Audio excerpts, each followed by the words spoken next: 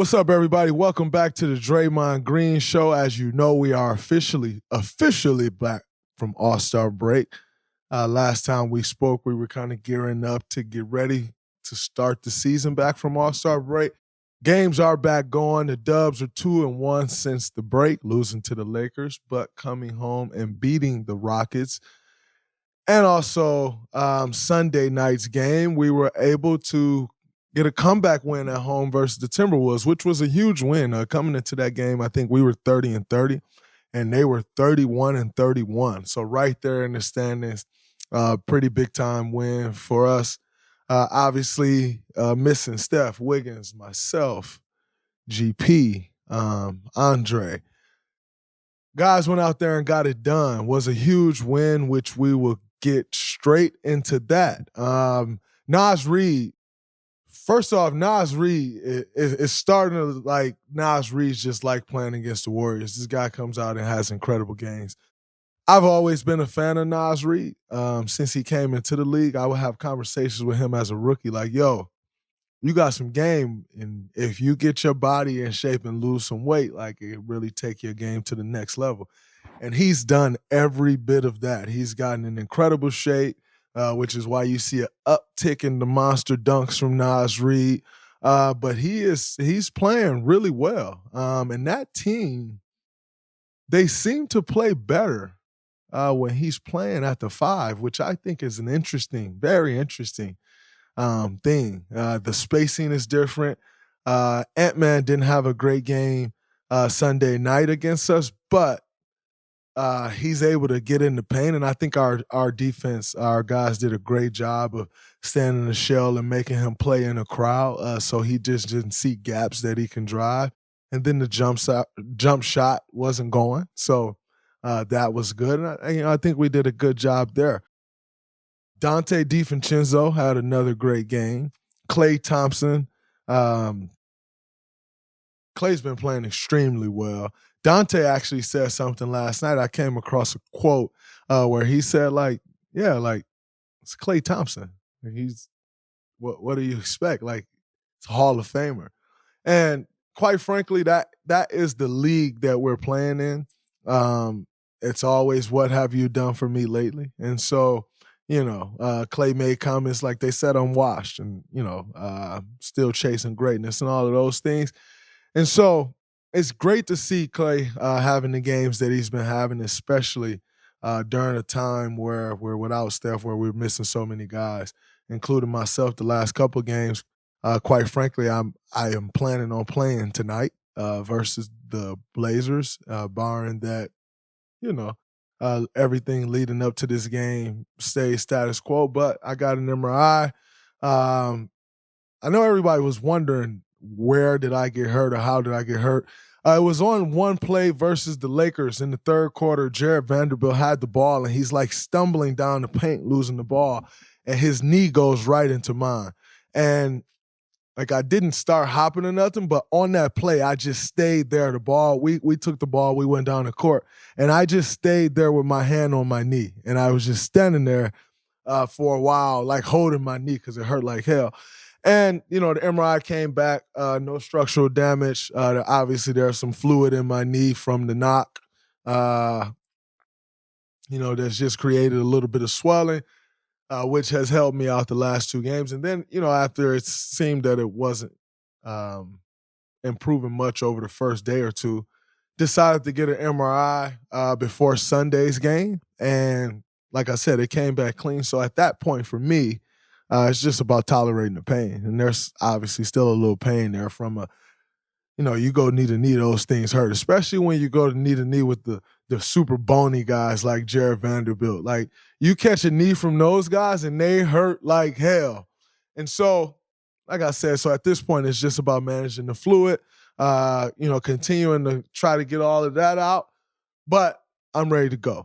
The NBA stretch run is upon us. Huge matchups across the league as my Dubs and I battle with the teams in the West for playoff position. Going to be a lot of fun on TV, but what if you could actually be at some of these games? For last-minute amazing deals on tickets, not just the Dubs, but your favorite NBA team, check out Game Time, the fastest-growing ticketing app in the U.S. And it doesn't stop with the NBA. Game Time has tickets to the NHL, NCAA basketball games, even concert and comedy shows, too. So if you're in Phoenix and want to see KD try to make a run with the Suns, Game Time has your seats. If you're in Boston and hoping to see Jason Tatum and the Celtics work their way to the finals again, Game Time has your seats. Or you want to see Chris Rock anytime soon, download the Game Time app and redeem code GREEN for $20 off your first purchases. Terms apply. Again, download the Game Time app and enter code GREEN. That's GREEN for $20 off. No matter where you live, get out and have some fun this week. Download Game Time today. Last minute tickets, lowest price, guaranteed. And I'm looking forward to playing with the guys tonight. Like I said, 2-1 since the All-Star break. Blazers, I think, are 2 or 3 games behind us in the standings.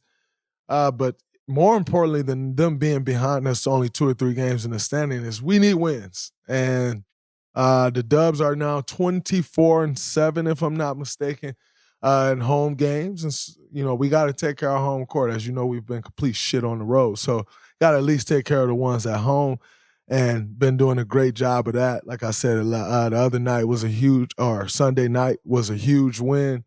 And we got to continue to build on that. When you have an injury that's not a structurally damaging one, like you obviously avoided bigger structural issues with the MRI, so now it's more of a pain tolerance issue, but then what's that process like and what's the communication like in terms of you and the coaching staff and the training staff? Is it you going to them saying, hey, I feel pretty good finally, I'm ready to play? Is it them saying, maybe we should take another day to rest it? Like, what is that communication chain sort of like when it comes to non-long-term injuries? For me, it's about then they're just totally going off how you feel about the pain. Now, in saying that, you get the knee knot that I have with the bruise or whatnot, and it shuts down other things, okay? So your VMO shuts down, which is your, right, the muscle right on the inside of your knee, right in the inside of your quad, which is a very important stabilization muscle. That starts to shut down. Your IT bands start to shut down when you get those. Those are extremely important stabilization muscles. So if you get those shutting down, then you put yourself at risk of something else, and so that's where kind of my conversation is with Rick, like, all right, Rick, well, I feel good enough to go play. And he's like, all right, yeah, but we have to make sure that those muscles are firing the correct way, because if they're not, then they make you susceptible to this injury. And so I think it actually goes into like the load management thing, right? Like there are times like that where it's like, yes, you actually could get out there and play, right? But if something else is affected that can create a much worse injury than what you're already going through, then maybe you do take another game or two, you see? And so I think people don't necessarily always understand that side of things as well, or on the risk and what else it's opening up as far as your body goes and how the whole entire chain matters. Those are all the things that you have to take into account. And I think that's where the conversation and trust amongst the training staff comes into play, because with the training staff and the player comes into play, because you have to be honest, right? Like, I'm not going to go in there and lie and say I feel 100% great, because then you're not allowing them to use their expertise. So I'm going to go be totally honest and say, all right, well, I still feel some pain, but not enough pain to where I can't do X, Y, and Z, and then he'll say, all right, well, here's what we have to watch. We have to make sure your VMO is firing. We have to make sure your IT bands, your glutes and everything are active. We have to do X, Y, and Z, and then we can go from there, right? And so that dialogue is extremely important. The honesty and trust is extremely important, because that's the way you work through those. The loss to the Lakers was a tough one. Obviously, you're coming off All-Star break. And, those guys played really well. They shot the ball extremely well. And, it's been interesting seeing this new look Lakers team, where they have more spacing. They have Jared Vanderbilt doing the small things. Malik Beasley's just out there firing, and as we all know, Malik can shoot the hell out of the ball. D'Lo's been out since our game. He went out with, I think, an ankle injury. LeBron dealing with a foot injury, actually to the opposite foot than the one that he's been dealing with for most of the year. I thought it was very interesting, and watching that game, he said very clearly, like, I heard a pop. And anytime you hear an athlete say, I heard a pop, that's never good. Now, LeBron went ahead and finished the game, and, they were able to come out with the win, which was a huge win, them going to Dallas. Knowing where the standings are. Dallas just got Kyrie, so two new-look teams. Lakers goes down 27 points, I think, 27 points in the second quarter. And they fought back to win that game. We just received news that Bron is going to be out for indefinitely for multiple games. That hurts the Lakers a lot. This is a team that's starting to roll, that's 4-1 in their last 5 games. We all understand where they are in the standings. They got some ground to continue to make up, which, looking at their new look team, seem more than capable and like they're going to make that ground up. Now you got LeBron out for multiple games. What does that mean? Well, D'Lo has been out for the last 2 games, I think, since our game. He's been out. Now you take LeBron out. That's 2 of your 3 ball handlers that you have on the roster now out. Not sure when D'Lo will be back, but now you only have Dennis Schroeder as a primary ball handler. That can get tough. And so, you'd hope that LeBron is not out for long. You hope he's back sooner rather than later. But to say I heard a pop in my foot and then have a noticeable limp after, and then it come out a day later that you're out indefinitely, that's not a good sign.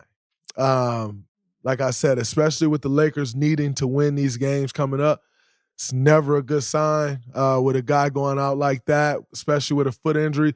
Bron is the size of centers in the NBA today and moving like guards still. So the foot, that's very, very important. So we now know that LeBron will miss multiple games. We will see how the Lakers fare now over these games that LeBron is out. Obviously, you expect a heavy dose of Anthony Davis. Anthony Davis is going to have to step it up even more. But we'll see how it turns out. Wishing Bron a speedy recovery.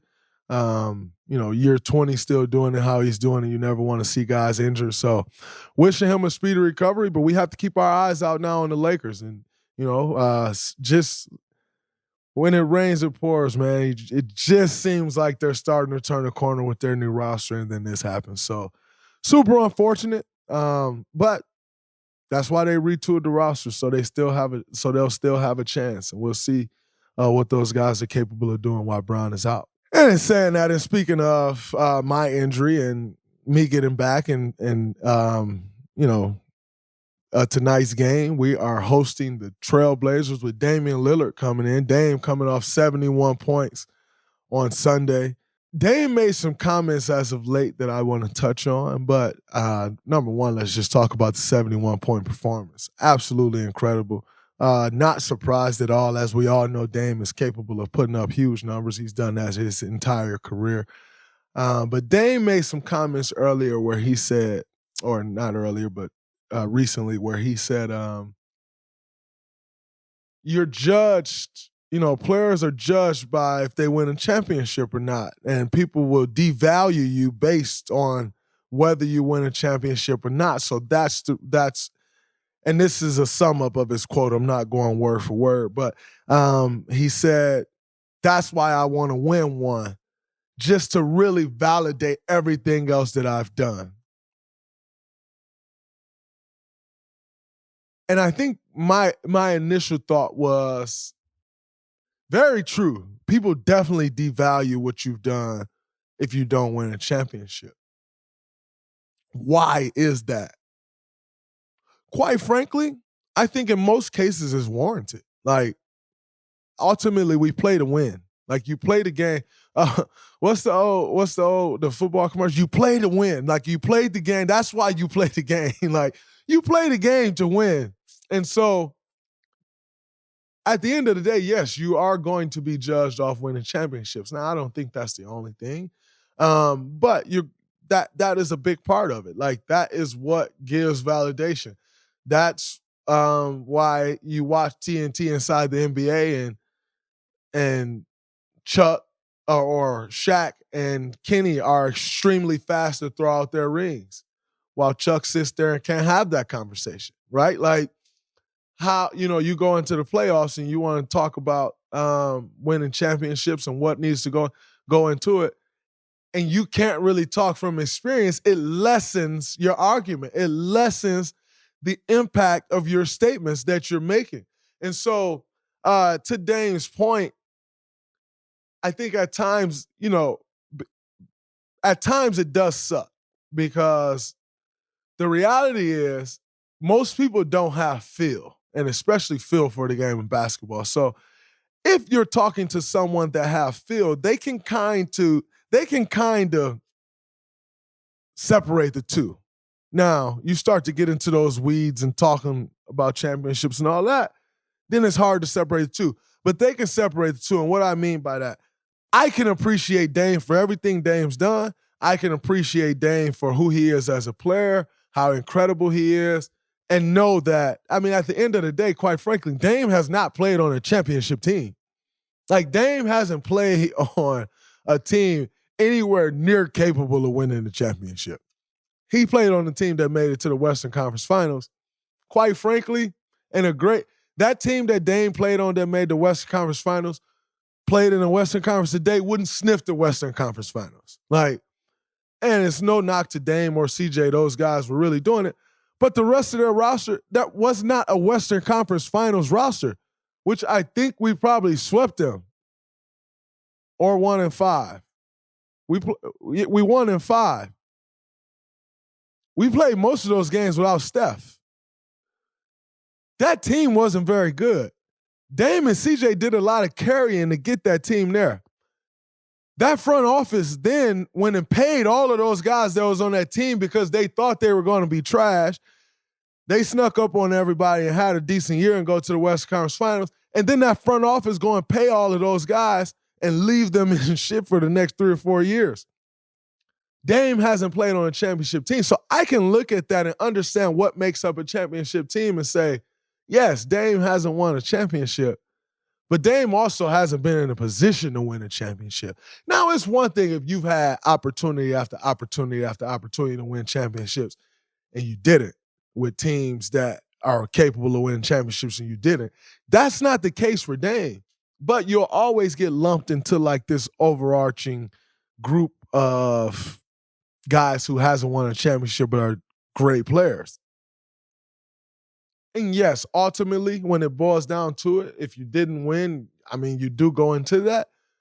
But basketball minds and people that understand winning championships know that it's about so much more than just Dame's performance. And Dame has consistently shown you what his performances are going to be.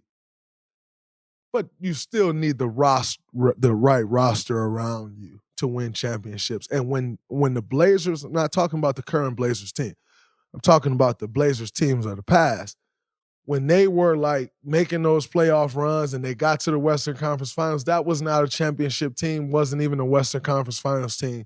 But Dame and CJ stepped up and they did what they had to do. They sent teams home. They sent the teams home that they probably shouldn't have sent home, but they did that. And so you got to give those guys credit. But I agree with Dame. You go win that championship, it 1,000% stamps everything he's done. And anything that anyone has to say, it takes that away because we all know what his resume is. Absolutely incredible resume. Looking forward to us going out there and playing him tonight and making sure he don't get 71 points.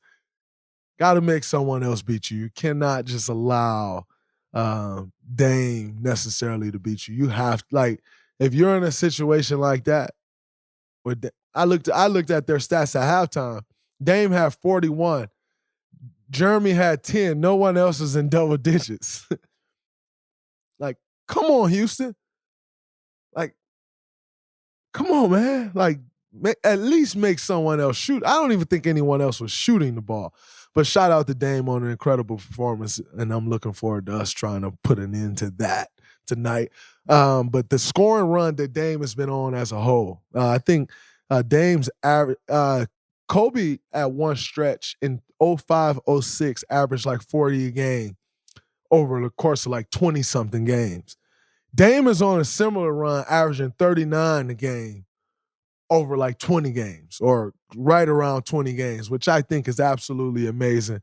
We know the player Dame is, and it's been great to see him do that. So it's time to get ready for this game. I'll get myself, get in my routine, get going so we can take down these Blazers tonight. We really need this win. As I said, we have to really protect our home court because the road has not been too generous to us. Hope you guys enjoyed this episode. We will be back later this week with an interview. Agent Zero, No Chill Gil. We got Gilbert Arenas. And as you know, Gilbert is not shy. He's going to say what he thinks. He's going to say what he feels. And I think it was a great, great interview. I enjoyed it. I hope you all enjoy it later this week as much as I enjoyed hosting the interview and hosting Gilbert Arenas. Great time. See you all back here for that later this week and top of the show next week. Until next time, that's a wrap from the Draymond Green Show.